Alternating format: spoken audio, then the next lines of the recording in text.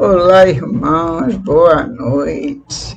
Estamos mais uma vez juntinhos, mais uma vez buscando Emmanuel e dizendo: Emmanuel, estamos aqui para estudar, viemos estudar, viemos buscar aquela lição que você tem reservado para nós.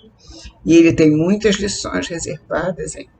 São muitas lições, cada uma melhor do que a outra. Então, esperamos que vocês estejam bem. Nós vamos começar hoje, então, agradecendo a presença de vocês, agradecendo o cuidado com os estudos, estudando sempre, procurando sempre se melhorar. E vamos hoje, então, nesse propósito, né, de melhoria, estudar mais um pouco a coleção Fonte Viva, ditado por Emmanuel a Chico Xavier, e hoje nós vamos estudar o livro, o primeiro dele chamado Fonte Viva. E o título da lição título é A Retribuição, número 22, A Retribuição. Pedro disse-lhe: e nós que deixamos tudo e te seguimos, que receberemos?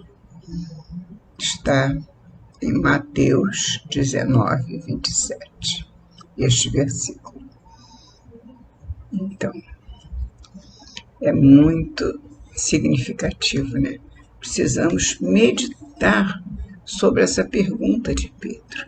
E nós que deixamos tudo e te seguimos, que receberemos? Na verdade, quem estava ganhando mais? Jesus, que os convidava para seguir, ou eles que estavam seguindo Jesus, ou os seus apóstolos? Quem estava recebendo mais? Quem estava se locupletando mais? Por evidente, eram os seus seguidores, os que estavam tendo a oportunidade de estar aprendendo com Jesus. Estar ao lado de Jesus já era uma grande oportunidade, imensa oportunidade. E aprender com ele era simplesmente assombroso, maravilhoso, lindo, divino. E, no entanto, Pedro faz essa pergunta: e nós que deixamos tudo para te seguirmos, o que receberemos? Pois é, não é só Pedro que pensava assim. Isso foi nos primórdios dele, né? no começo do apostolado dele. Mas depois ele aprendeu, né, que ele recebia muito e serviu a Jesus, pagando, inclusive, ele sim, o preço. Pagando o preço com a própria vida, porque seguiu a Jesus e teve como beneplácito aprender com Jesus, conviver com os apóstolos, que eram todos magníficos, inclusive Paulo. Ele teve a oportunidade de dividir o messianato com Paulo e aprendeu com Jesus tudo o que ele precisava saber. E seguiu até o fim, entregando a sua própria vida pela causa do Cristo.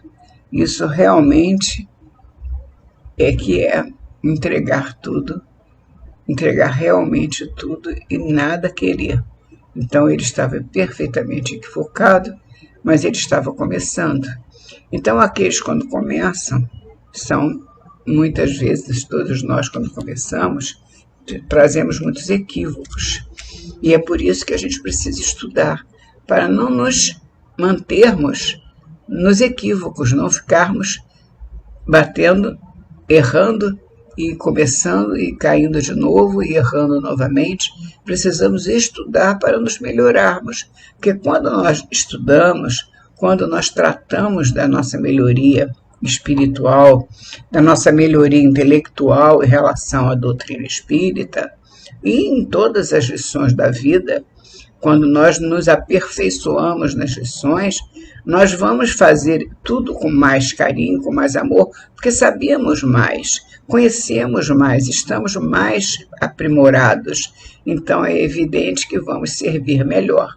E quando nós servimos melhor, quem tira o proveito somos nós, que estamos servindo com alegria.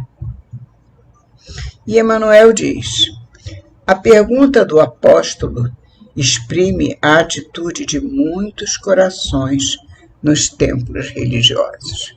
É verdade, nós vemos nos templos religiosos de qualquer denominação muitos discípulos, muitos seguidores que pensam que por estarem ali trabalhando, servindo, ajudando, deveriam receber alguma coisa por isso. Deveriam ser mais felizes, deveriam ser mais ricos, deveriam ter mais saúde, deveriam, enfim, ter mais benefícios. Na verdade, Jesus nos ensinou muito seguramente, sem nenhuma sombra de dúvida, quando nos disse: não saiba a vossa mão esquerda o que faz a vossa mão direita. Isso que Jesus nos disse é de uma lição muito grande, profunda, porque ele nos disse que nós temos que fazer nem a nossa mão. Uma mão pode saber o que a outra faz, muito menos os demais, e fazemos em silêncio e não queremos retribuição alguma. A única coisa que nós esperamos é que seja útil àquele que se serve do serviço que nós prestamos, porque a utilidade que o nosso serviço tem, isso nos traz muita alegria, porque a gente sabe que ele sendo útil, nós estamos fazendo alguma coisa de bom. E quando se faz alguma coisa de bom, traz alegria ao nosso coração. Isso sim, nós recebemos com muita gratidão, a alegria de servir, a alegria e o prazer de servir. Portanto, diz Emmanuel, que essa pergunta que Pedro fez, e nós que deixamos tudo e te seguimos, que receberemos? Essa pergunta, diz Emmanuel, exprime a atitude de muitos corações nos templos religiosos. E até hoje é assim. Isso não mudou com o tempo. Consagra-se o homem a determinado círculo de fé e clama de imediato. Ele entra numa casa de oração e já daqui a pouco começa a fazer um tempinho, já começa a dizer de imediato: que receberei? É triste ouvir isso, mas isso acontece. Que receberei? Consagra-se o homem a determinado círculo de fé e clama de imediato: que receberei? A resposta, porém, se derrama silenciosa por meio da própria vida.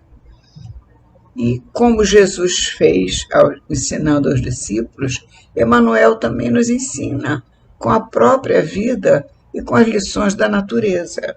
Então, Emmanuel nos diz: quem recebe o grão maduro após a colheita? O grão, aquele que veio da cova escura, que cresceu, aquela sementinha que virou o grão maduro, após a colheita, o que é que ele recebe? Ele passou por todo aquele momento de dificuldade até romper a terra, crescer, virar aquele grão maduro e útil. E após a colheita, o que é que ele recebe? O triturador que o ajuda a purificar-se. Ninguém vem a ele e diz: grão maduro, muito obrigado, você foi maravilhoso, saiu daí de onde você estava, da semente que era, e se tornou esse grão maravilhoso. Não. Ele simplesmente se sente muito valorizado, o grão, se ele pudesse nos dizer alguma coisa, podendo servir depois que ele é triturado. Esse grão é triturado e servido. Aí, que prêmio se reserva a farinha alva e nobre? Esse grão que é triturado, ele se transforma numa farinha. A farinha alva e nobre vai receber que prêmio? Pergunta Manuel. O fermento que a transforma para a utilidade geral. Então, a farinha alva e pura leva o fermento. E que privilégio caracteriza o pão depois do forno? Ele ainda sai dali e ainda vai para o forno. E sente o calor do forno. Tudo isso para nos simbolizar o que uma coisa que acontece todos os dias, muitas vezes por dia em nossa existência, que é aquele que faz o nosso pão, aquele material que é a semente, ele vem de um grão maduro, a semente, o grão maduro, a farinha, depois a farinha recebe os nutrientes próprios para preparar, depois de preparado o pão vai ao forno e depois ele recebe o quê? A graça de servir. Ele vai alimentar a todos nós. A felicidade que ele recebe é de alimentar a todos nós. Emmanuel nos faz presente dessa beldade. E prossegue. Não se formam cristãos para adornos vivos. Não se formam cristãos para adornos vivos do mundo, e sim para a ação regeneradora e santificante da existência. Ou seja, os cristãos, aqueles que se dedicam ao estudo da doutrina do Cristo, e mesmo da doutrina espírita, que é, mais que tudo, a doutrina do Cristo rediviva, aqueles que se dedicam, eles não são trabalhados nas casas de oração para serem adornos vivos, não, para serem reverenciados. Absolutamente, cada cristão que se eleva através da doutrina, ele está sendo elevado para uma situação de destaque para servir. Então, ele vai ser um orador, ele vai ser um passista, ele vai ser, em outras casas de oração, vão transmitir os ensinamentos de Jesus, os ensinamentos da doutrina, e assim por diante, sempre ensinando, sempre servindo, sempre passando adiante os seus conhecimentos. Não se formam cristãos para adornos vivos, apenas se formam cristãos e eles se tornam adornos vivos.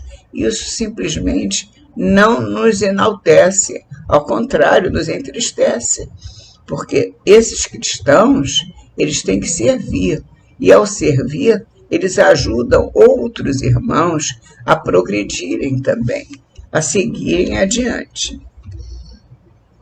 Prossegue. Outrora, os servidores da realeza recebiam o espólio dos vencidos, e com eles se rodeavam de gratificações de natureza física. Esse era o preço que eles recebiam. Recebiam o espólio dos vencidos, com as quais eles abreviaram, com as quais essas gratificações que eles recebiam, eles abreviavam a própria morte. E eles se sentiam benfazejos porque recebiam o espólio dos vencidos. Em Cristo, porém, e contudo, diz Emmanuel, o quadro é diverso. Com Cristo é muito diferente. Vencemos em companhia dele, para nos fazermos irmãos de quantos nos partilham a experiência. Nós vencemos para nos tornarmos irmãos e não sobrepujar o nosso irmão que foi vencido por nós. Ninguém é vencido por ninguém. Nós todos somos vitoriosos em Cristo. Não existe vencidos e vencedores. Existem aqueles que aprendem, aqueles que se dedicam, aqueles que têm vontade de crescer para a espiritualidade maior, como sempre todos nós estamos destinados. Então, se nós estamos destinados, vamos seguir o nosso caminho. Por que estacionar? Por que parar? Por que esperar? Nós não precisamos esperar. Jesus já nos trouxe a lição. Resta-nos agora ter a vontade soberana de seguir. Seguir com Jesus. Seguir para o nosso destino, que é o futuro certo, verdadeiro, de todo filho de Deus tem. Ser um dia um espírito puro. E esse dia depende de nós. Para uns, as eternidades serão mais longas. Depende de cada um de nós, da nossa vontade de servir e a nossa vontade de crescer. Vencemos em companhia de Jesus para nos fazermos irmãos de quantos nos partilham a experiência, guardando a obrigação de ampará-los e ser-lhes úteis. Simão Pedro, que desejou saber qual lhe seria a recompensa pela adesão à Boa Nova, viu de perto a necessidade da renúncia.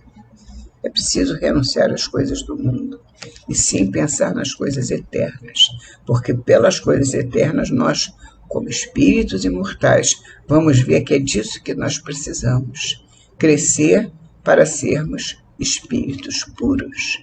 E isso está reservado para todos nós, todos, sem exceção.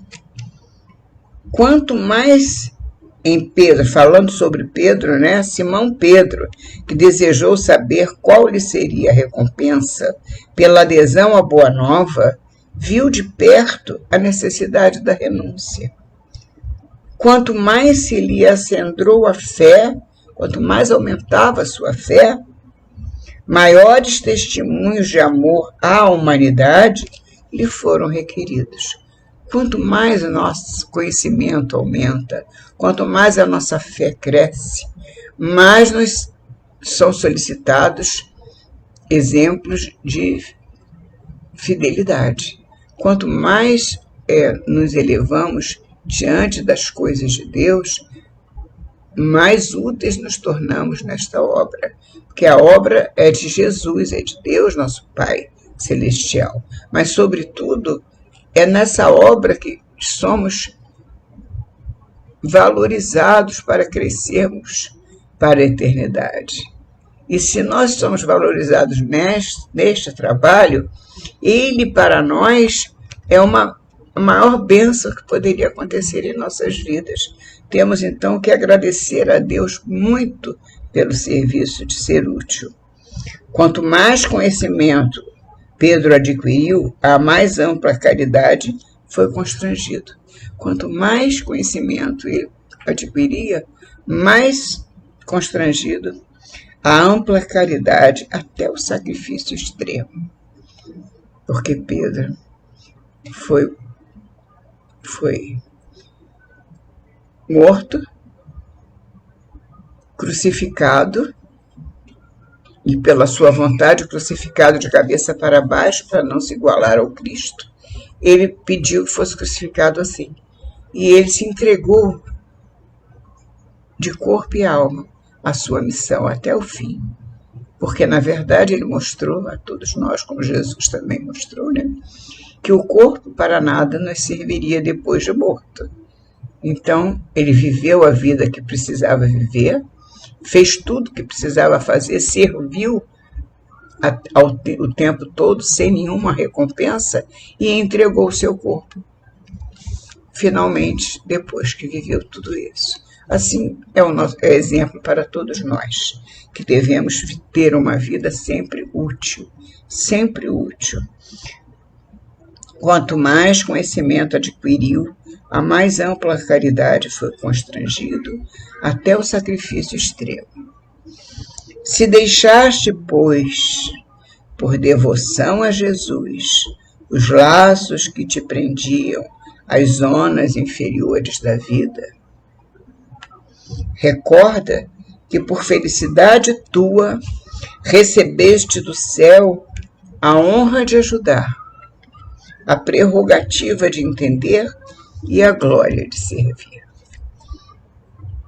Por felicidade tua recebeste do céu a honra de ajudar, a prerrogativa de entender e a glória de servir. Recebemos de Jesus, nosso Mestre, a glória de servir. Portanto, obrigada, Jesus, por mais esta oportunidade. Que Jesus nos abençoe, nos guarde e nos defenda. Até a próxima semana, se Deus quiser.